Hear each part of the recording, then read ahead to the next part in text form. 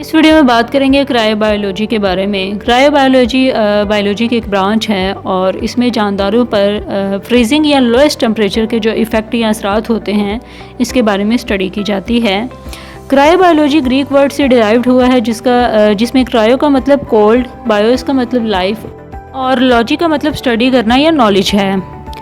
इसका main focus ही living organisms है, लेकिन क्रायोबायोलॉजी की टेक्निक्स को अब एक्सपेंड कर दिया गया है ताकि इसमें नॉन लिविंग थिंग्स का इलाज भी शामिल हो सके, मसलन मशीनरी, धाती अशिया वगैरह। क्रायोबायोलॉजी फ्यूचर में हर एक की ज़िंदगी को बहुत आसानी से और बहुत तेज़ रफ्तारी से मुतासिर करने का इम्कान रखता है।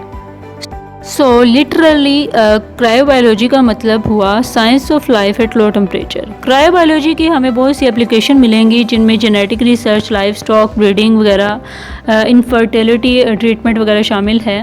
पुराने ज़माने से लो टेम्परेचर का इस्तेमाल मेडिसन और फूड को ख़राब होने से रोकने के लिए किया जाता रहा है और आजकल फ्रीजिंग या क्रेपो प्रिजर्वेशंस का इस्तेमाल फर्टिलिटी ट्रीटमेंट और transport of human organs, storage of biological species man, future study या बायोडाइवर्सिटी के रिकॉर्ड के तौर पर किया जाता है।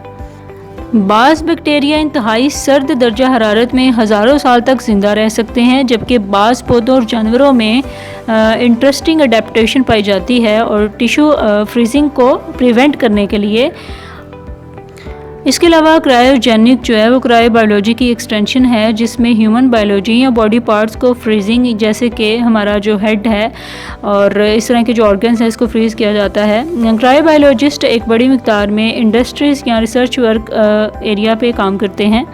आई होप सो आपको क्रायोबायोलॉजी का कंसेप्ट क्लियर हो गया होगा। For more informative and latest video kindly subscribe my channel.